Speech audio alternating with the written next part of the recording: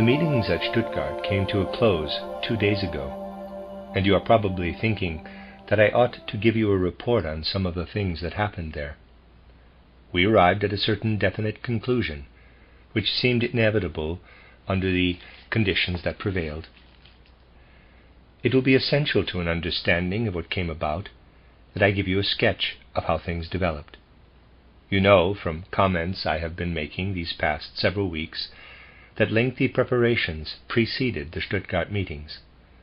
The aim of these preparations, which proved extremely tiring to all concerned, was to try to create a situation in which the life needs of the Anthroposophical Society could be met, thus ensuring the Society's continuance in the immediate future.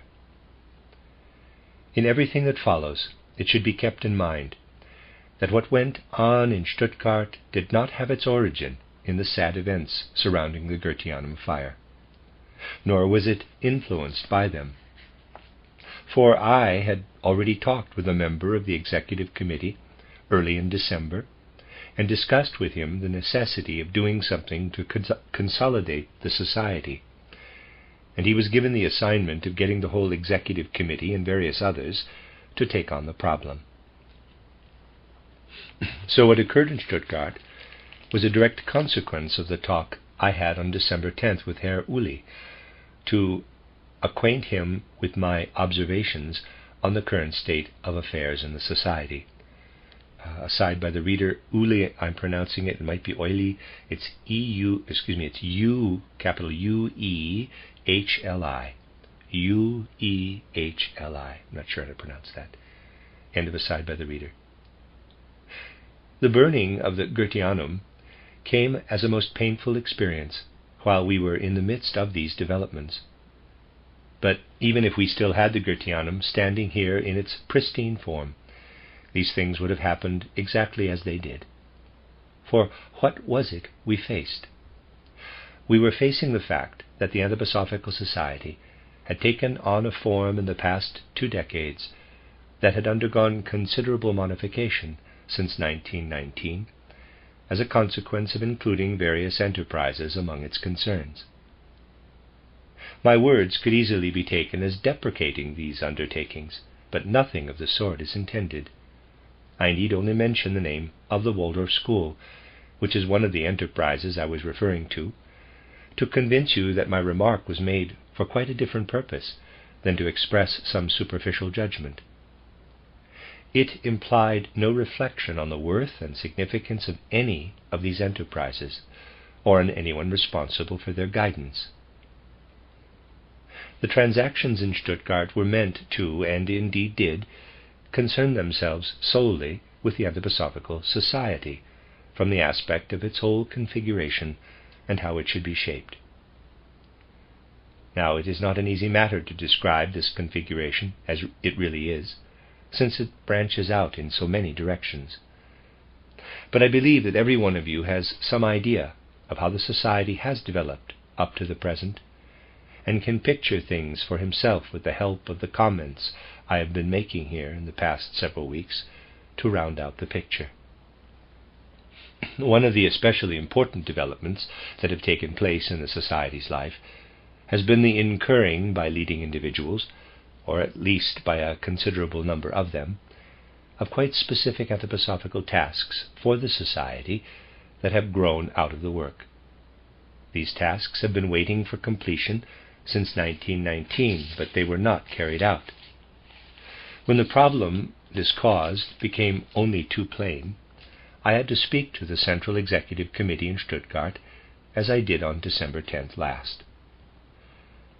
One of the latest undertakings to grow out of the soil of the anthroposophical movement was the movement for religious renewal, which has contributed heavily to the current crisis in the Society. That is one aspect of the facts that have developed in the Society's life. The other aspect is that youth has approached the movement, youth full of deep inner enthusiasm for anthroposophy and everything it includes, and university youth has also come into the picture with quite different expectations, with a quite definite picture of what is to be found in the Society, with quite definite feelings. One might say that these academic young people approach the society with strong heart impulses and a special sensitivity to the way the anthroposophists reacted to them, and that they took everything not so much from a rational angle as in a spirit of keen feeling judgment. Now, what lay behind all this? The fact is, my dear friends, that young people today are having soul experiences that are making their first appearance on the stage of human evolution. This fact is not to be summed up in abstract, superficial phrases about a generation gap. That gap has always existed in some sense, and been especially marked in strong personalities while they were young and preparing themselves for life at an educational institution. We need only recall certain characteristic examples. You can read in Goethe's titled Truth and Science how, when he was a student in Leipzig, he stayed away from lectures because he found them so terribly boring, and went instead to the pretzel bake shop across the street to chat with companions, while Professor Ludwig and others held forth in the lecture halls on learned doctrines. But, despite the ever-present generation gap, even these somewhat radical members of the younger generation eventually took over their inheritance from their elders. The geniuses among them did likewise. Goethe most certainly remained an incomparable genius to the day he died. But when it came to taking part in the life of his time, he became not simply Goethe the genius, but the fat privy councillor with a double chin. That must also be recognized. These things have to be looked at in a completely unprejudiced way. Until the last third of the 19th century, the generation gap about which people talk superficially today was always there. But it was resolved in good Philistine style, with youth gradually absorbing more and more Philistine characteristics, and entering, as it always had, into what its elders passed on to it. Today, however, that is no longer possible. If one were to use terminology borrowed from Oriental wisdom, one would have to say that it became impossible when Kali Yuga ended, because from that time forward, social life was no longer ruled by the principle of authoritarianism as it had been heretofore. Mankind's involvement in the consciousness soul phase of its development took ever more marked effect. This lived in the souls of people born in the 1890s, and in the first few years of the 20th century, perhaps not in a sharply defined form, but nevertheless in an extremely strong, instinctive way. This inner life of theirs has to be really lovingly contemplated by older people if they want to understand it. That takes quite a bit of doing.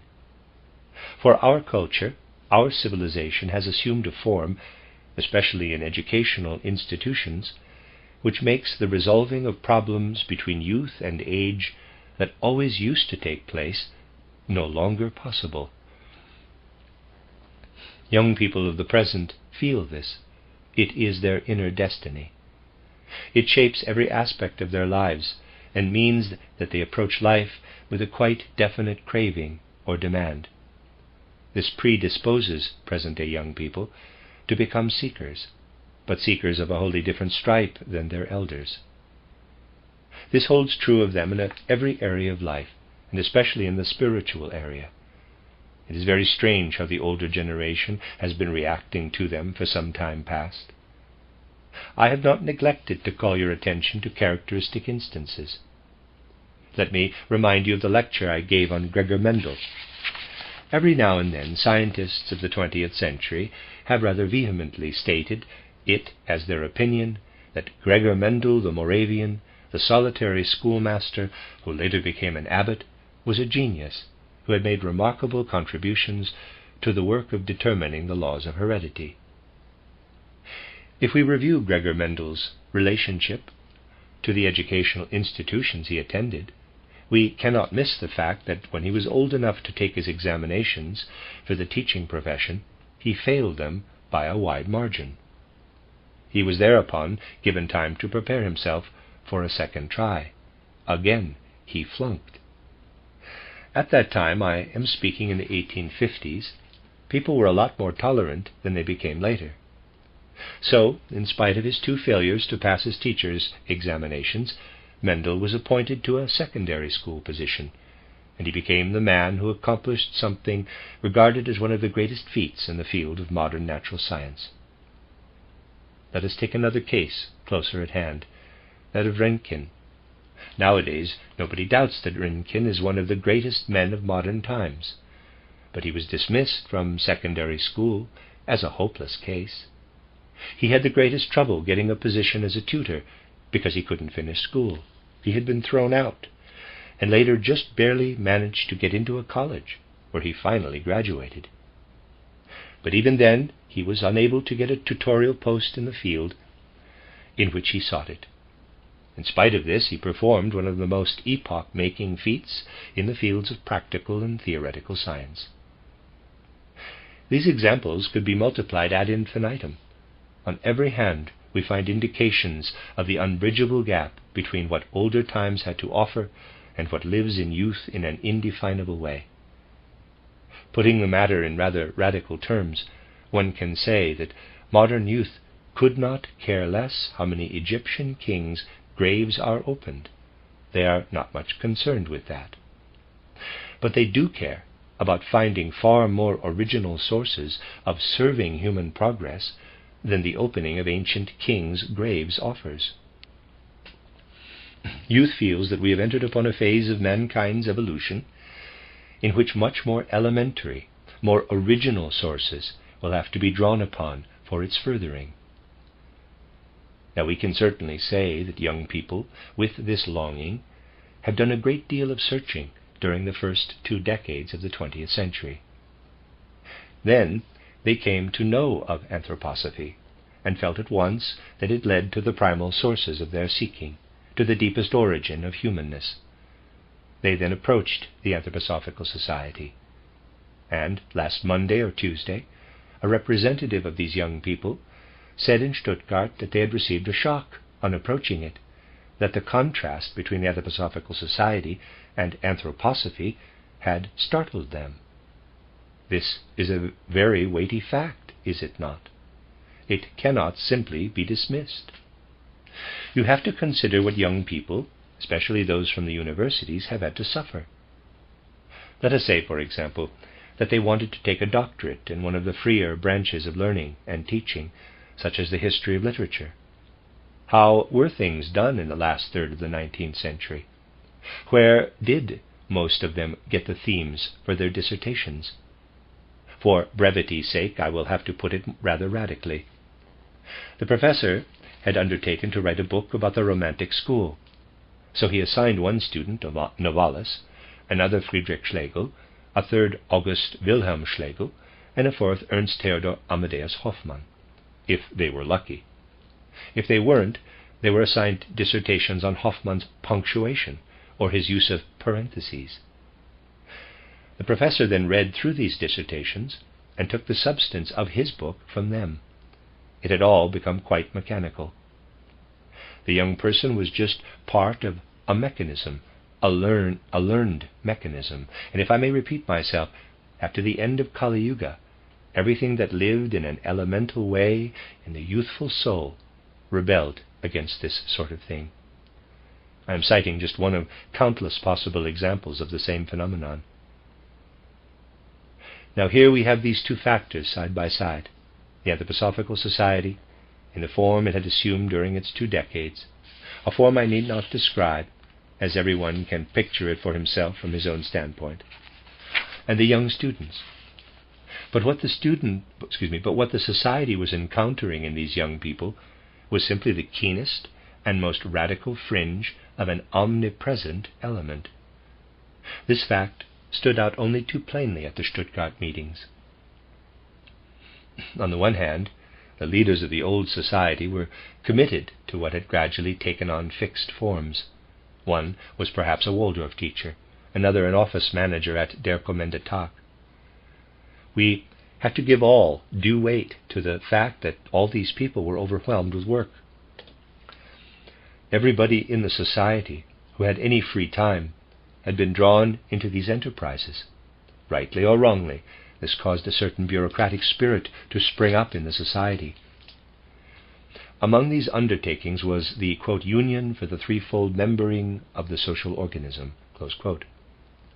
Right from the moment of its founding in 1919, it had a director, and after I had worked a while with this union, I was compelled to say that I could not go on, that I would have to withdraw. As I said in Stuttgart recently, I had to strike out and simply declare that I could not go on. Then another director, an excellent man, took things over. I was unable to get to Stuttgart for several weeks, but when I eventually arrived, I was anxious to find out what had been happening. There were a number of matters awaiting disposition, so a meeting was held and I was informed about what had transpired. I was told, quote, well, we've been setting up a card file. We have small cards on the lower right-hand section of which we clip the smaller newspaper items, and then we file them in cabinets. Then there are larger cards made of heavier paper, to which we attach longer magazine articles, and there are other cards of still another size for filing letters that come in. Close quote. This went on and on. Hours were spent describing the way the card file was set up, the sacrifice and devotion with which people had been working on it for many weeks, what it contained, how everything had been so neatly stowed away in it. Now I had a mental picture of this card file, with all the various sizes of cards in it, and the marvelous record there of everything that had been going on in the society, and what our opponents had been up to. It was all beautifully recorded. There must have been a simply huge pile of these cards stacked up in layers. But the people sitting there vanished, as though they were ghosts. Only the card file was real. Everything had been recorded. I said, quote, well, my dear friends, do you have heads as well as a card file? I am not in the least interested in your files, only in what you have in your heads, close quote. I am sure you will understand that I am not criticizing, just reporting that the people who had arranged the files were groaning under the tremendous burden of their work. But on the other hand, just imagine youth coming there, with their hearts on fire with enthusiasm for ideals that encompass the whole future, only to be told the story of the card files. I am not saying that it was superfluous to have files, or that they were of no value. I am saying that they were excellent and vitally necessary, but that is not the way things should be going. Hearts were needed to go out to hearts. Now this created all sorts of impossible situations. These and many other problems finally reached a point where a reorganization of the society had to be considered. There had to be a chance for the society to provide human beings with opportunities to work in it, to live out their special individual capacities, to find and breathe an atmosphere in which they could go on developing. These were absolutely fundamental problems that the society was facing. A complete revision of all the conditions surrounding its life was indicated, and that it has a tremendous life potential is shown in the fact that youth has now approached it full of teeming inner life. But the contrasts grew and grew. Of course, there were some individuals in the older group who had never taken any interest in the card files, parenthesis, if I may use the files as symptomatic of the whole approach in question, close parenthesis. Some of these others may have been very old indeed, but still not have wanted to bother with things like the files, which had gradually become a necessity. They were definitely such members who had joined the society as early as 1902 or 1903, who, though they may have been very different from the young people in many other respects too, had also never concerned themselves with what I will term the history of the society. So we faced extraordinarily difficult problems at the preliminary meetings. An incalculable weight of worry burdened one's soul. But we don't need to talk about those sessions now. The delegates' conference, a summons to which was the outcome of the preparatory meetings, was held in Stuttgart last Sunday. The first order of business was to hear what the Provisional Steering Committee, which was made up for various reasons of members of the erstwhile Central Committee and called the Committee of Nine, had to say about the past and present and future of the Anthroposophical Society. Then the German and Austrian members were to be given a hearing in the persons of their delegates. Well, things proceeded as planned.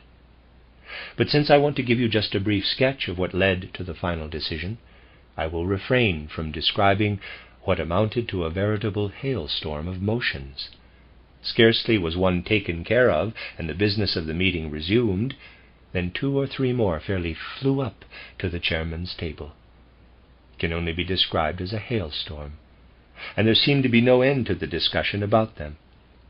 But I will skip over all this, and stress instead that absolutely excellent talks were given, penetrating, deeply anthroposophical talks. Albert Steffen spoke wonderful, heartfelt, profound words. Mr. Verbeck gave a masterly description of the categories of our opponents and of their relationship to the anthroposophical movement and to the rest of civilization.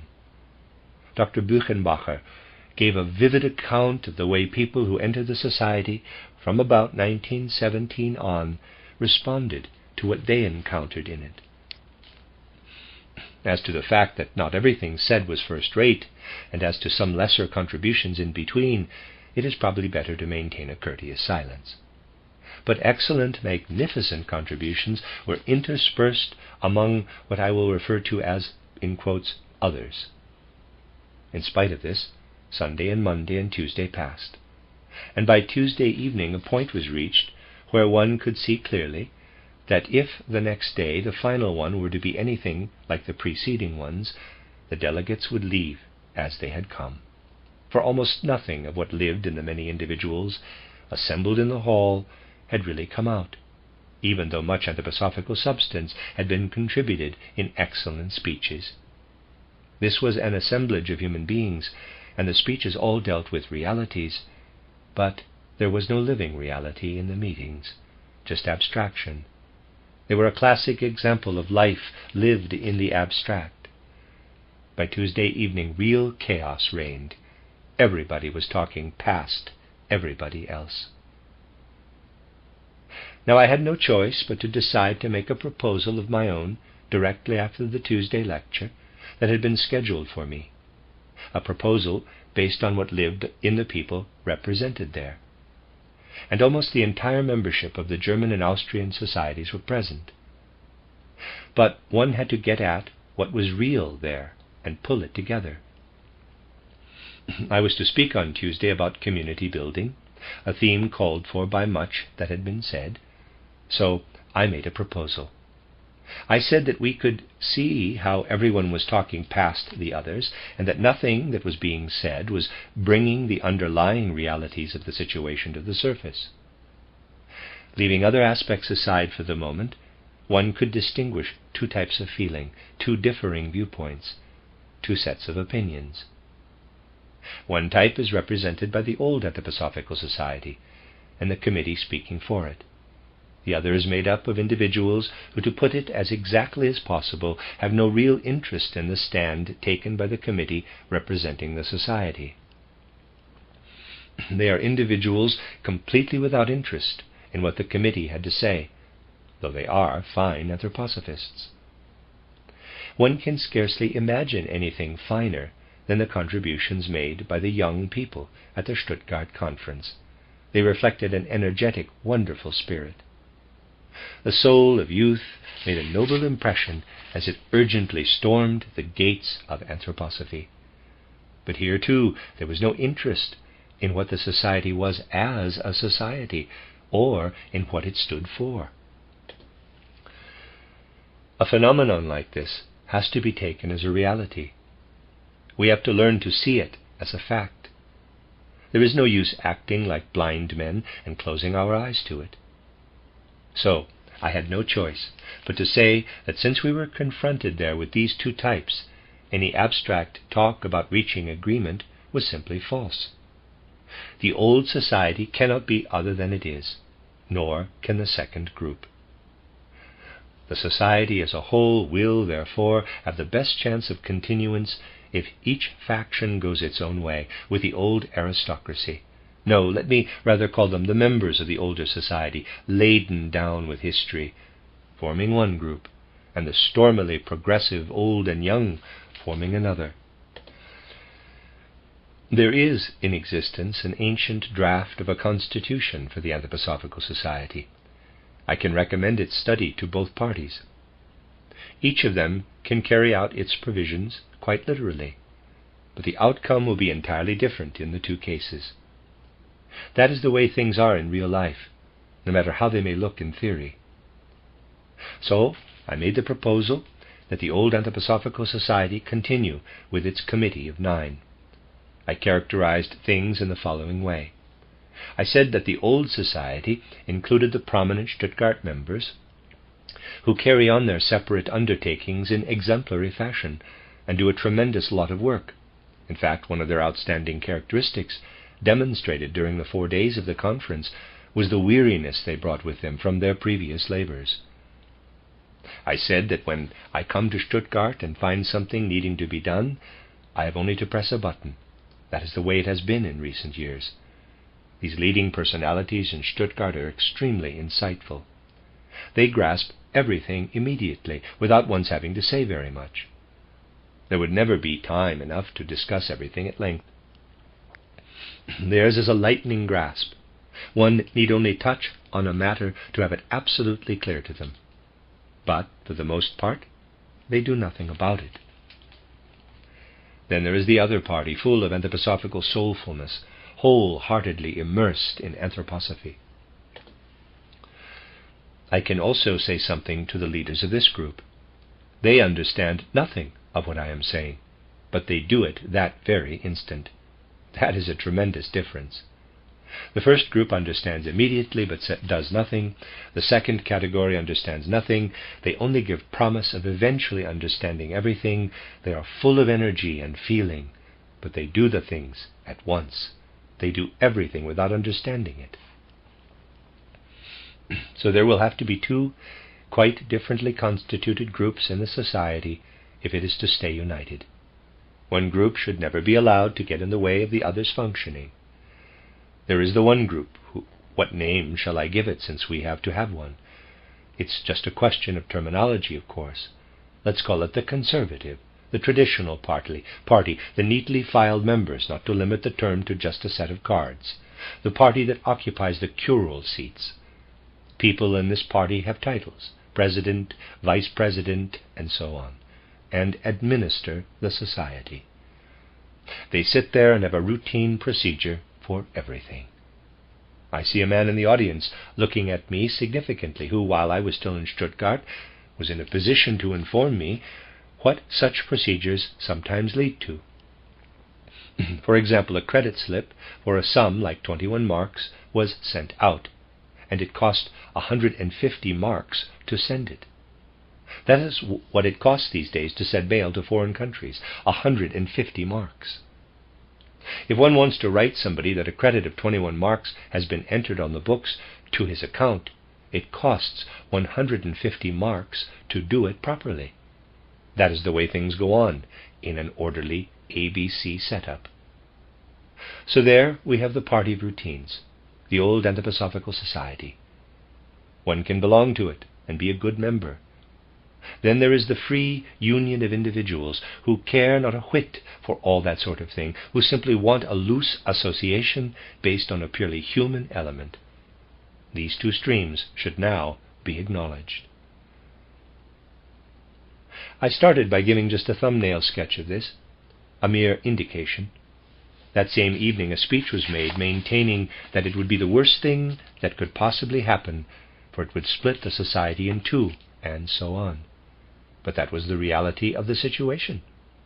And if a move were to be made that fitted the facts, rather than the way people thought, for what they think is seldom as significant as what they are, it had to be the one suggested, for that would fit the realities involved. As I said, a speech was instantly made about it, warning of the terrible consequences that would ensue if anything of the sort were to prove necessary, and so on. Even in an external, purely spatial sense, the outcome was chaos. The hall was crammed with people huddled in groups, leaving no loopholes to squeeze through between them, and they all stopped me to ask what this or that had meant. The inner chaos of the situation had become outer chaos by 11 o'clock that Tuesday evening, when I tried to leave the assembly hall. I arrived rather weary at the place where I was staying. At midnight someone came to fetch me. I wasn't quite on the point of going to sleep. Someone came and said that a meeting was underway down in the Landhausstrasse. I was stopped again on my way to the floor where the meeting was in progress, and drawn into a side meeting, so that it was nearly 1 o'clock in the morning by the time I arrived where I was supposed to be. But it was at once apparent that my proposal had been understood after all, quite correctly understood. Now the details could be profitably discussed. It had become clear that something could really be done on the basis proposed. Certain doubts were expressed, as was perfectly natural. It was said, for example, that there were members who sympathized with the young people and wanted to go along with their aims, but who, nevertheless, belonged historically to the old society and even held positions in it, which they wanted to keep so they could go on working there. I said that this could easily be solved. The only problem in the case of individuals who join both sections is to arrange that they pay only one membership fee. Surely some technical means of doing this can be worked out. There should be no question of anyone being excluded from one of the sections because he is a member of the other. In all such matters we should simply see to it that the realities of a situation have a chance to be recognized. I went on to say that the various institutions can also accommodate both directions. I can easily conceive the possibility of a Waldorf teacher leaning toward the looser association and becoming part of it, while a colleague feels drawn to and joins the more tightly organized group. They will, of course, still work together at the Waldorf school in a perfectly harmonious spirit. Yesterday some people were wondering how life in this or that branch of the society would be affected. I asked why adherents of the two groups should not be able to sit beside each other at branch meetings, but the inner realities must always be given a chance to live themselves out. When a thing is conceived in a realistic spirit, there is always a way of working it out, and this makes for unity. It took only until 2:15 a.m. for the young people to become clear on essentials. There were, however, some white-haired young ones among them who could look back over a span of quite a few decades. It became clear as Tuesday night changed into Wednesday morning that the proposal would work. Wednesday was devoted to discussing these plans, and Wednesday evening witnessed their adoption. I will give you just the resume, and then add a few supplementary comments to this report. So there we now have the old Anthroposophical Society, with its committee of 9 as described, and the other looser, freer Anthroposophical Society, whose chief striving is to get anthroposophy out into the world and to work for a deepening of man's inner life. Tomorrow and the following day, I will review the most important aspects of the 2 lectures I delivered in Stuttgart. They are intimately bound up with the life in the Anthroposophical Society, for the first lecture was on the subject of community building, and the second on the reasons why societies, based on brotherliness, are so given to quarreling. A provisional committee was formed for the loose association. It was made up of Herr Leinhaus, Herr Lehrs, Herr Röschel, Herr Maikowski, Herr Büchenbacher, Herr Rath, Herr von Grone, Rechter Bartsch from Breslau, and Herr Schröder. You notice that not all of them are extremely young. Their number includes dignified patriarchs. So the radicalism of youth will not be the only standpoint represented, but it will certainly be able to make itself felt. That is the way things came out. Now they need only to be rightly managed. The loose association undertook specifically to form smaller, closer communities, to work for anthroposophy exoterically on a big scale, and to work esoterically on a small scale, forming communities held together not so much by any set system of external organization as by inner karmic ties. These then were the two groupings we came out with. I will have something more to say about them tomorrow and the next day.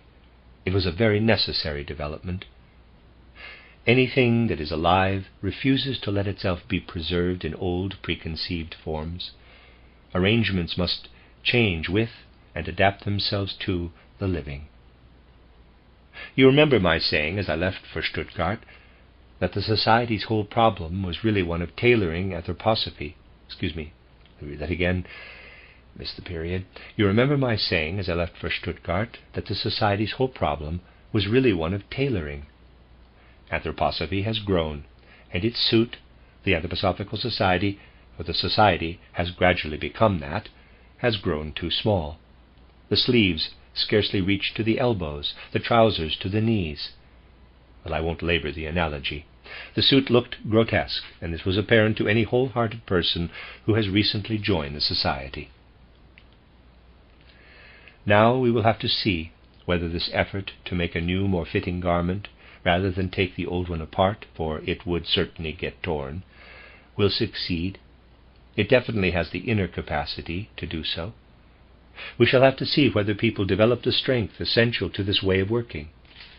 Real life presents very different possibilities from those of theory, and that holds true in this case also. We will have to create something that can really stand the test of life. Now, there we have Herr von Dornach, who is a member of both committees, the Committee of the Free and the Committee of the More Tightly Organized. He will serve on both. Things will work out best if we let everybody function in his own way, either as a patriarch or as a young enthusiast. And if someone wants to be both at once, why should he not be a two-headed creature? It is absolutely vital that people's energies develop freely. Certain things won't work, of course.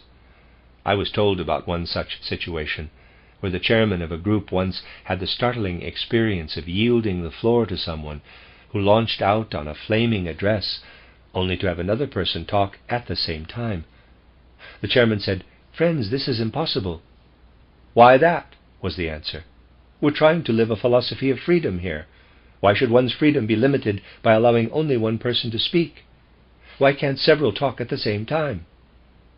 You will agree that some things won't work, but fortunately they're not always specifically called for. I, for my part, am thoroughly convinced that things will work again for a while. Not for always, though. Nothing can be set up for eternity. As time passes, we will again find ourselves confronted with the necessity of devising new garments for the anthroposophical organism. But every human being shares that destiny. One can't keep on wearing the same old clothes. An organization is actually never anything more than a garment for some living element. Why, then, should one make a special case of social organisms and try to tailor them for eternity? Everything living has to undergo change, and only what changes is alive.